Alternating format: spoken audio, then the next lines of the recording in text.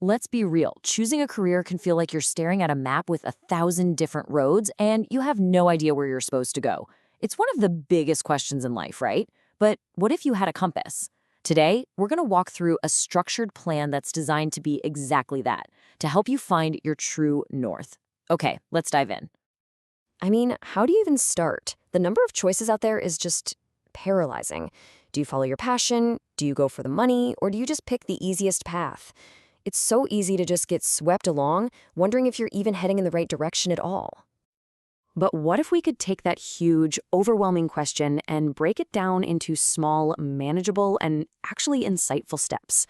Well, the lesson plan we're digging into today does exactly that. It's a guide for not just picking a job, but for actually designing a future that you're genuinely excited about. So here's our game plan. First, we're going to start with the most important piece of this whole puzzle, you. Then, we'll zoom out and look at the world of work that's all around us. After that, we'll connect the dots between what you're learning in school and your future.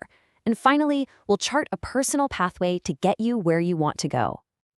Every great adventure starts with that first step. And in this case, that step is inward.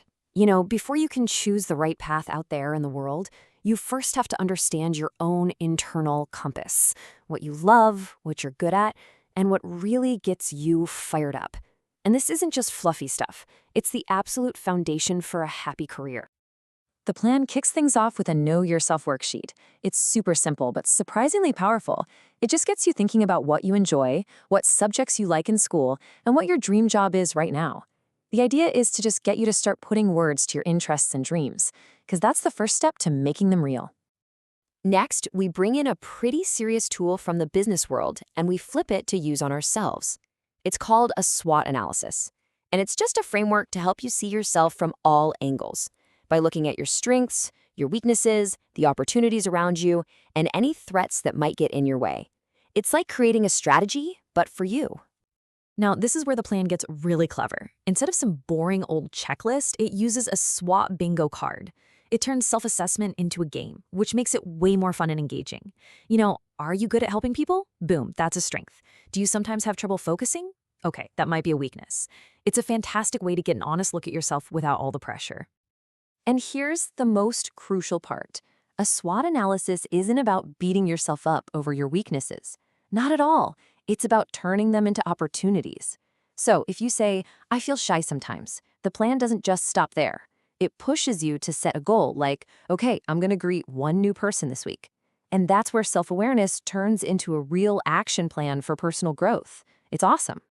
All right, so once you've got a clearer picture of who you are on the inside, it's time to start looking at the world around you. And you might be really surprised to find that career ideas are a lot closer than you think.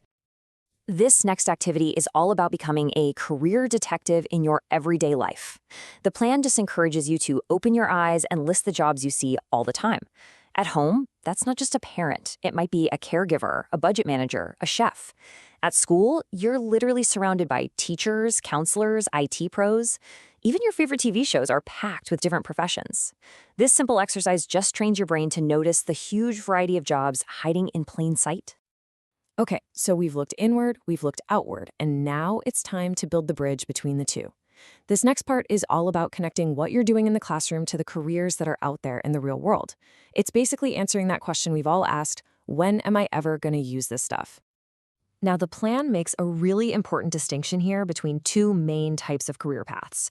First, you've got vocational careers. These are all about specialized, hands-on skills, like for an electrician or a chef. Then you've got professional careers, which usually need a college degree, like for doctors or engineers. Understanding this difference is so key because it helps you line up your school choices with your actual career goals.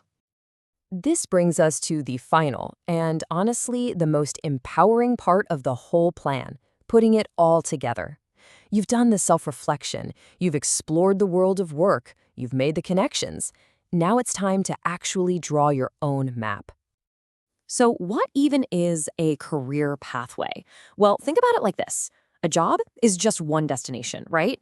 But a career, that's the entire journey. Your career pathway is the roadmap that shows you every single turn, every milestone, and every step you gotta take to reach your ultimate goal. Let's make this totally concrete. Look at the pathway to become a doctor. It starts with finishing class 10. Then you have to focus on science for classes 11 and 12. Then you have to get through a tough medical degree, and then you specialize. When you see it all laid out step by step like this, a huge goal suddenly looks like a series of smaller, totally achievable steps. For a lot of students, the first really big decision on this pathway is choosing your focus in high school. The plan suggests you ask yourself 4 key questions. 1. What subjects do you actually love? 2. What subjects are you good at? 3. What subjects do you need for that dream job? And 4. What are the colleges you want to go to require? The sweet spot is where those 4 things overlap. And here are the usual options you'll find. You've got the science stream, which is your ticket to careers in things like medicine and engineering. Then there's the commerce stream, which focuses on business and finance, paving the way for jobs in management or marketing. And the humanities stream can lead you to careers in law, journalism, design, you name it. Each path opens up a whole new world. You know, when it comes right down to it, this whole plan is about shifting your perspective from feeling like a passenger in your own life to getting in the driver's seat. And this quote says it perfectly. The best way to predict your future is to create it. This plan gives you the tools to be the architect of your own career, one smart decision at a time. So as we wrap up, just remember this: your career isn't something you just find, it's something you build. This plan gives you the blueprint. The only question left is, what's that first chapter going to be?